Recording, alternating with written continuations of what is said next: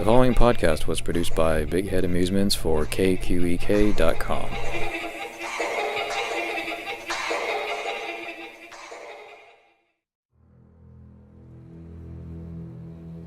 Spanish composer Fernando Velazquez has scored a wide variety of genres in film and TV, but his best-known work, at least internationally, lies in horror, including this year's box office hit, Mama, directed by Andres Muschietti, which the director expanded from his 2008 short film. Executive produced by Guillermo del Toro, Mama features a big-sounding orchestral score which is pretty indicative of Velazquez's style and gift for writing strong themes and distilling them into terrifying little variations. For myself, what I've been noticing, certainly in reviewing a lot of soundtracks, is that there's a huge talent pool that I've noticed that's been coming from Spain that have been scoring dramas and comedies and historical pieces and horror films. And I wonder if you have any thoughts on being a part of this wave. It's funny that you are mentioning this because it's not only you. But I don't know why this is happening. I don't know why. I think we are also very lucky that we have wonderful filmmaking in Spain. And this is helping a lot. And so we have movies, and even before we have short movies where we can work and develop, our skills. So I think this may be some explanation. Maybe part of it too is due to the interest from the soundtrack labels as well, because for a long time I think there were very few Spanish composers that actually did get distribution on CDs and LPs in North America. And while I noticed that there's a lot of material that was released in Spain, not much of it actually did get released outside of Europe. And maybe that's why it's been more of a surprise, certainly in North America, because there's a lot of titles that are appearing on independent labels, online labels, etc., and they're giving a lot of exposure to a lot of film composers that have probably been working steadily for the last 20 or 30 years. Wow. That's but I mean I'm young to know this, but it's amazing. It's good to know that we get this exposure. Are there any particular composers, either film or classical, that have been major influences on you? Mostly classical, because this is a little. It may sound a little arrogant, but the film composers that I like are based on classical training or classical understanding, I would say, of music.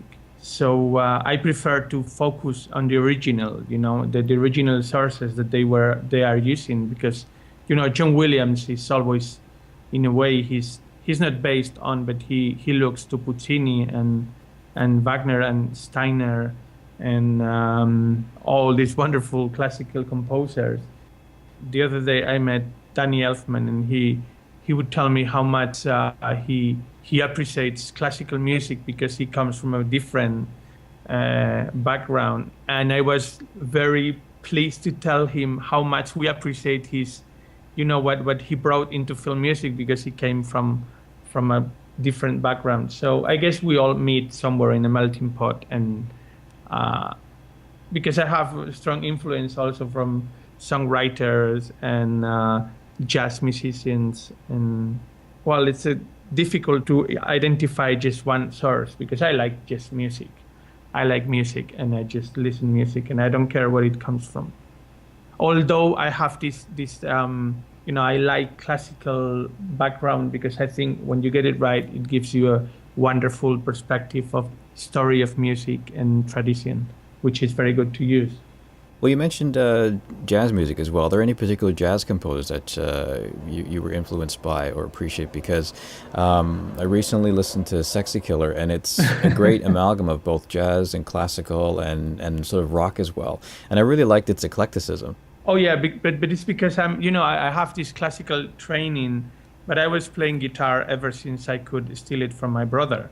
So, he had a guitar, and when he was away, I would play it at home. So my first instrument was guitar, and then I would listen so much classical, not very contemporary jazz like Duke Ellington and all these classics, and of course music for movies from Mancini and Tijuana Brass and all this Bourbakara and all this songwriting. This is just amazing, and lots of Pat Metheny also. There was this time when I would listen Steve Vai all the time, this, and Joe Satriani and all these players. And then I was playing in orchestras, and then I start listening lots of Bach and lots of Beethoven, and then Shostakovich, and then Bruckner and Wagner. And then I was playing in the opera, so I was listening lots of Puccini, Verdi, and all these composers. So it's just, world is so big and music is so amazing that it's wonderful to be out there and listen and listen and listen and learn and play. Well, it's a great collection of influences because it basically goes the entire spectrum from rock to jazz to classical to opera. So it's obviously a big influence, and I think you. Well, not to mention that there was a time when I would love ancient music, and it was like I wanted to play viola da gamba more than anything in the world. It's a very, very old instrument they would play in Europe in the 16th century, and I would like this the singing of like the English repertoire and Spanish repertoire of singing of 17th century.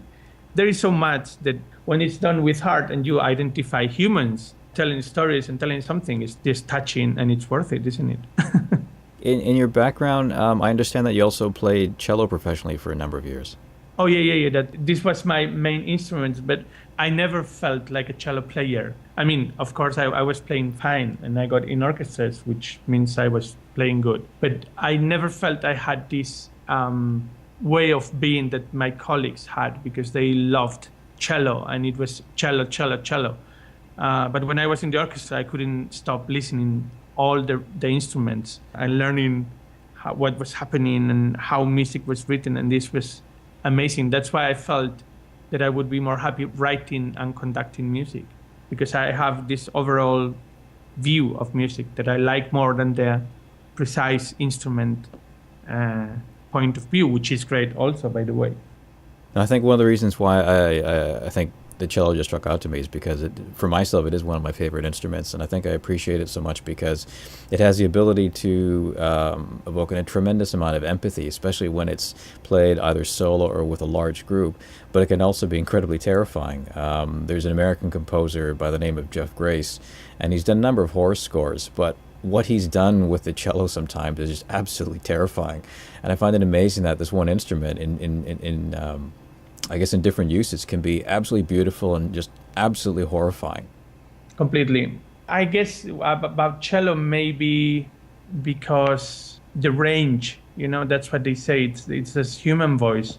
And in the past, I used to think this was silly thing, but I realized in a way it resonates in people, because nobody could ever sing as high as a violin. But the cello is like human voices. It's this very same range. It's like as clarinet and piano when it's played in in middle range. When it's too low, it's too scary.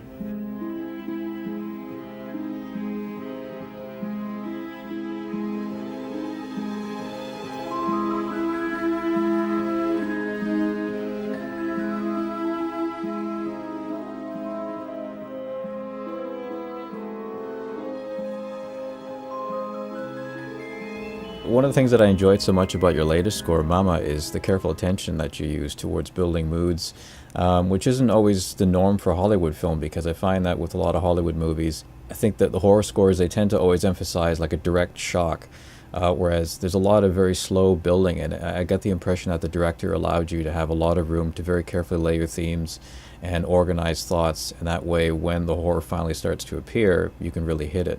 Yeah, I mean, it's not only me. I had this wonderful opportunity because the movie is built this way. It has got this little, I would say, oriental, like Eastern feeling in some of the way it's shot. So it helps a lot, like to create moods. And I wonder, it would be very, very funny to see if somebody else would score it in a different way. But I was just following the movie I got.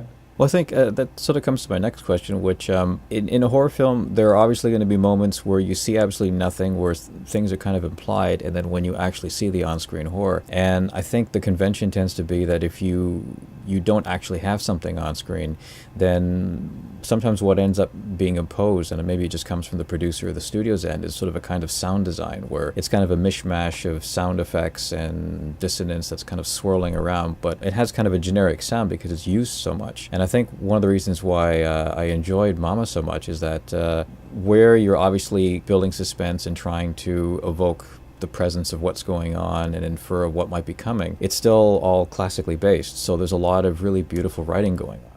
But this is because an orchestra is such a wonderful resource that you have to use it. And I was fighting for it, of course. It's funny because you have to fight also with the players sometimes, because this music is very abstract to play. It's very difficult to write, and then it's difficult to play. But you have to measure very well the energy when you are working with the orchestra. And because the writing is very special, it's very contemporary. So you have to work a lot with it. And I remember one of the sessions, it was with the choir. It was a woman choir. And it was beautiful because I was using my hands, conducting like if it was a theremin, you know. So we established this code that when I would raise the hand, they would raise the tone. So I was playing with both hands, and I was like creating the sound with my hands, and they were following me. And we were playing to the picture, so we would create the right energy for the movie, which was lots of fun. But it was, it was difficult. In other movies, you would just use the synthesizer and a sampler or something, and some preset. But we wanted to take care of this movie very much, every detail, as the director did, because Andy was very obsessed with everything. So were we, we had to be obsessed also with the energy we would put in the music.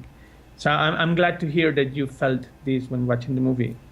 Yeah, again, it's something that I think does stand out more now, of that convention where you sort of just create this sound design where it's just all abstract, but sometimes that abstract can actually sound familiar because it sounds like sound samples that have been pulled from here and there and kind of just remixed in a very weird way, and they play with frequencies to say, okay, here's a scary cue, which can basically be put on over anything. But I think when you're actually composing something, and it's particularly when you're using even an orchestra, there's a certain amount of precision that's required, because you're still trying to hit very specific dramatic points, and you may be even using a theme that you've really deconstructed to its absolute bare essentials. And I find that really interesting when that happens, much more so than just basically that sound design. Yeah, well, I'm so glad to hear that you that you could feel this.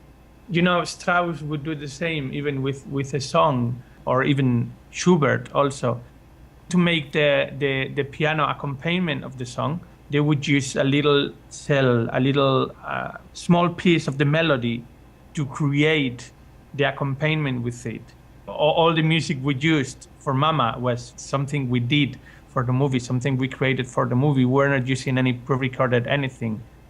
Even when we had some sampler ideas, because samplers are wonderful and you have wonderful libraries of stuff, we use them like for demoing, but then we recorded it again, and we did it in our way, with our instruments, with our people, with our mix, so everything would be completely organic and we could play with it, and whatever we would do, it would be ours. It would make sense. And my last question is just, was Guillermo del Toro involved in the film's sort of design, either in terms of its look or its sound design? Was he perhaps protective of it? Because I always find that when he produces a film, even just as an executive producer, there's a certain elegance to those productions, and I wonder if he tends to safeguard them from studio interference, especially in the music department, because there are certain things, certain conventions that the studios always tend to prefer, especially for, I guess, an English language market, because they're very picky about that. They're always thinking of home video releases and cable releases. Well, all I can tell you is, from my end, he's completely great and amazing. I didn't get any note about anything, and not from him. And I don't know if his studio was saying anything about the music, because they never told me. And I think Guillermo is great that he's doing this, because he's offering, he chooses Andy, for instance, and say, okay, I loved your short movie, let's do a movie. But then he's protecting the creation from producers, not because they are bad. I mean, they are not the bad guys here, but sometimes they want to do something more standard, or something more that doesn't frighten them, you know what I mean? And that's why we could do Mama, because otherwise I think it could be difficult to take some of the risks we did. Although, in a way, it's a classical horror movie.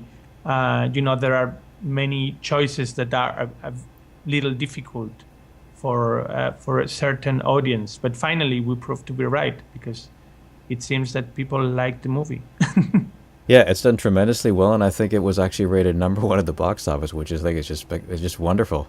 Yeah, it was, and we were very happy with it because if anything, it was lots of work and passion and lots of positive energy, and we say in Spanish we say ilusión, but thrill and good vibes.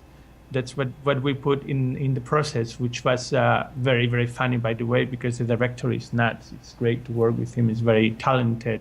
And I cannot wait to see what he's doing next, because I'm sure it will be amazing.